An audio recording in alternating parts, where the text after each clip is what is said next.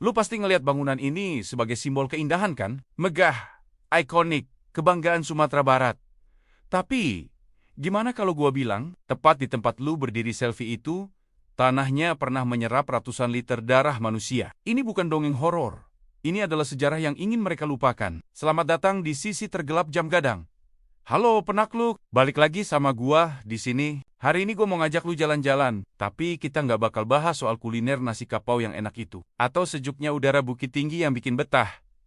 Enggak, gua mau ngajak lu mundur ke masa lalu, jauh ke belakang. Kita putar waktu ke tahun ke 1958. Coba, lu bayangin, lu lagi berdiri di pelataran Jam Gadang. Angin sepoi-sepoi, pemandangan Gunung Singgalang dan Merapi yang gagah. Indah banget. Menara setinggi 26 meter itu berdiri tegak. Arsitekturnya unik, perpaduan Eropa dan Minang. Atap gonjongnya yang khas, seolah menantang langit. Orang-orang ketawa, anak-anak lari-larian. Turis sibuk cari angle foto terbaik. Tapi, penakluk, ada satu pepatah lama. Dinding itu punya telinga.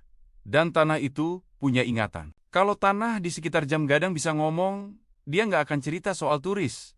Dia bakal teriak. Dia bakal menjerit kesakitan, karena di balik pesona wisata itu, tersimpan sebuah rahasia kelam yang selama puluhan tahun terkubur rapat. Sebuah tragedi kemanusiaan yang nyaris nggak pernah disebut di buku sejarah sekolah lu. Kita bicara soal eksekusi massal. Kita bicara soal ratusan nyawa yang melayang tanpa pengadilan. Kita bicara tentang tragedi Jam Gadang ke 1958. Siapi mental lu, karena cerita ini bakal bikin lu ngeliat Bukit Tinggi dengan cara yang beda banget. Sebelum kita masuk ke detik-detik pembantaian itu, lu harus paham dulu konteksnya.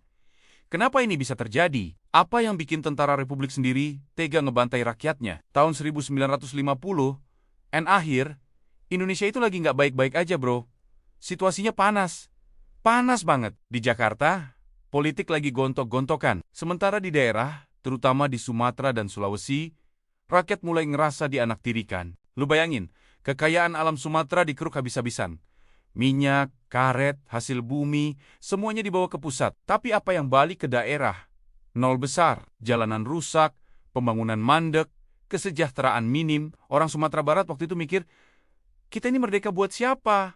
Buat Jakarta doang. Ketidakpuasan ini memuncak. Para tokoh militer dan sipil di Sumatera Barat akhirnya ngambil sikap. Mereka nggak mau memisahkan diri dari Indonesia, catat ya. Mereka bukan separatis yang mau bikin negara baru.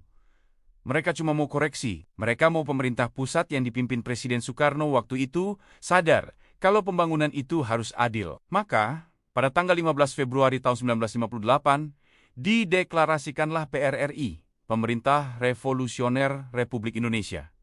Ingat, namanya masih ada Republik Indonesia. Tujuannya adalah revolusi untuk perbaikan, bukan penghancuran negara. Tapi, Jakarta ngelihatnya beda. Bagi pemerintah pusat, ini adalah pembangkangan. Ini adalah pemberontakan yang harus ditumpas sampai ke akar-akarnya. Soekarno marah besar, perintah turun. Operasi militer terbesar dalam sejarah Indonesia saat itu dilancarkan. Nama operasinya, Operasi 17 Agustus. Komandannya bukan orang sembarangan, Kolonel Ahmad Yani, Angkatan Perang Republik Indonesia, atau APRI, dikerahkan besar-besaran. Kapal perang memblokade laut, pesawat tempur Mustang main kabik-kabik langit Sumatera, dan ribuan tentara mendarat di Padang. Sumatera Barat berubah jadi neraka. Kota-kota dibombardir, jembatan diputus, dan Bukit Tinggi. Bukit Tinggi adalah benteng terakhir. Bukit Tinggi adalah jantungnya perlawanan. Disinilah para tokoh PRRI berkumpul. Dan karena itu juga, Bukit Tinggi jadi target utama penghancuran. Sekarang, kita masuk ke pertengahan tahun ke 1958, posisi PRRI udah terdesak. Pasukan pusat, APRI, bergerak cepat kayak air bah. Mereka masuk ke kota-kota, menyisir kampung-kampung. Suasananya mencekam banget. Penakluk, lu bayangin, lu hidup di masa itu. Setiap hari lu dengar suara ledakan. Setiap hari lu lihat pesawat cocor merah.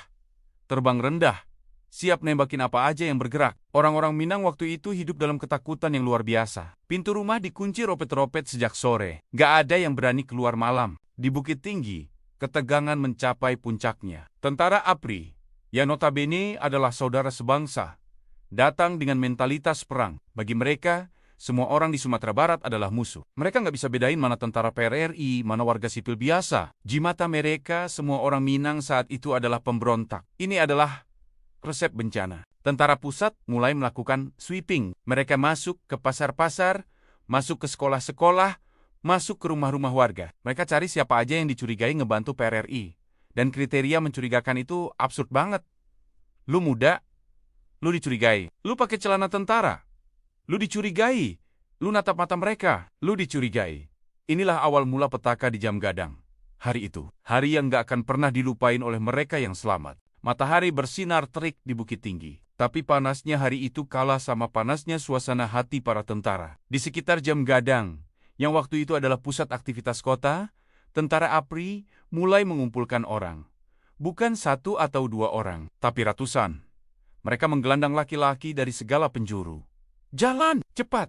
bentak tentara sambil nodongin laras panjang. Siapa yang mereka tangkap? Apakah mereka pasukan khusus PRRI yang bersenjata lengkap? Bukan. Yang mereka seret adalah Pak Tua penjual sate. Yang mereka seret adalah pemuda tanggung yang baru pulang sekolah. Yang mereka seret adalah petani yang lagi bawa hasil bumi ke pasar. Yang mereka seret adalah pegawai kantoran yang nggak tahu apa-apa soal politik. Mereka dikumpulkan di pelataran Jam Gadang. Tangan di atas kepala, wajah pucat pasi, keringat dingin ngucur deras. Di sekeliling mereka, tentara bersenjata lengkap sudah bikin barikade. Suara tangisan mulai terdengar. Ada yang berdoa, Qomat Kamit baca ayat kursi. Ada yang memohon, "Pak, saya cuma pedagang, Pak. Saya nggak ikut perang."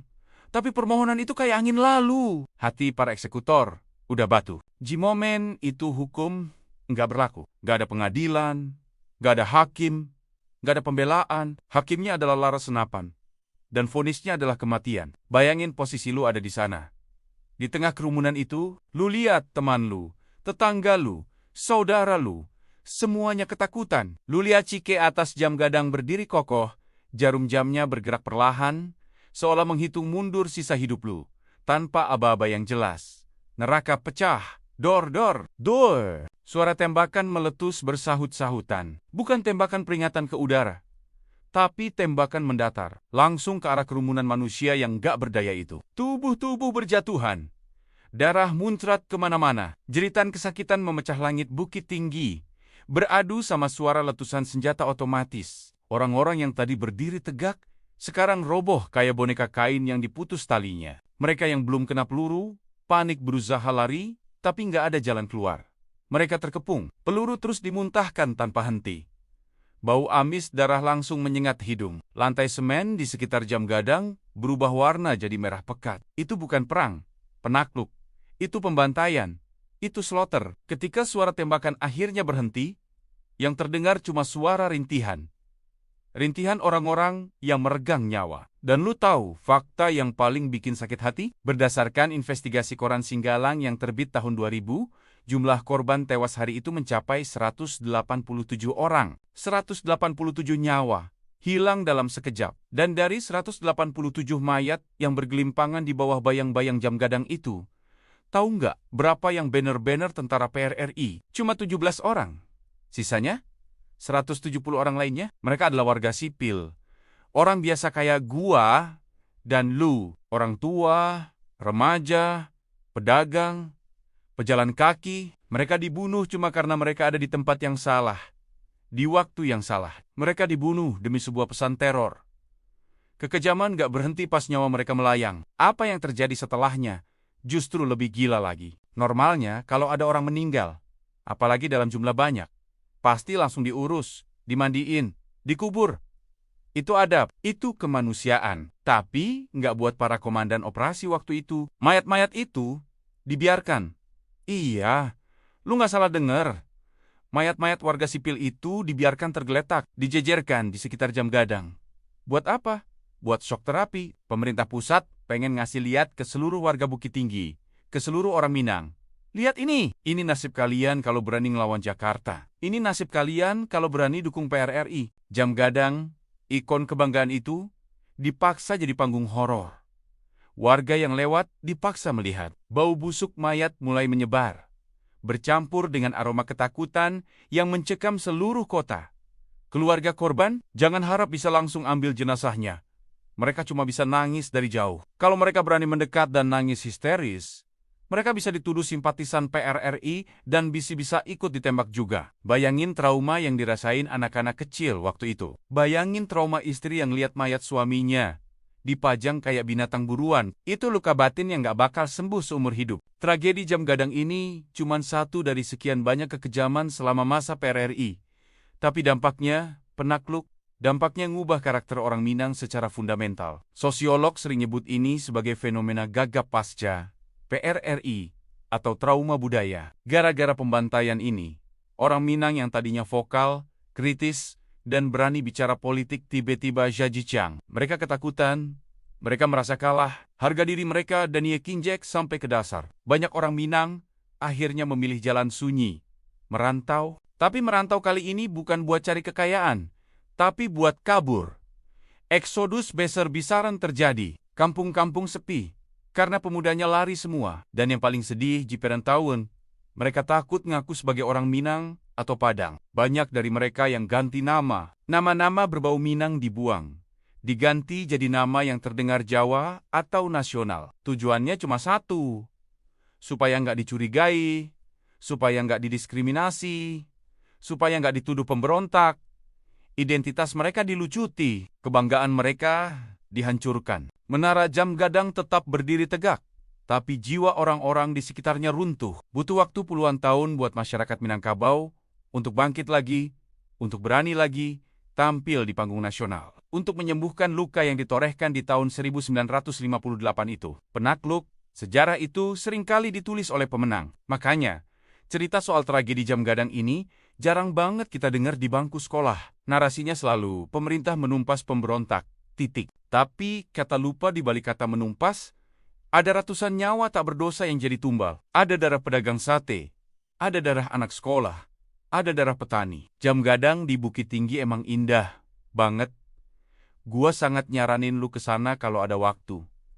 Nikmati kulinernya, nikmati pemandangannya, tapi pas lu berdiri di sana nanti, coba lu hening sejenak. Kirim doa buat mereka yang pernah meregang nyawa di tanah tempat lu berpijak. Kita angkat cerita ini bukan buat ngorek luka lama, bukan buat nyebar kebencian sama pemerintah atau tentara. Itu udah masa lalu. Kita angkat ini supaya kita sadar bahwa perang saudara itu nggak pernah ada pemenangnya.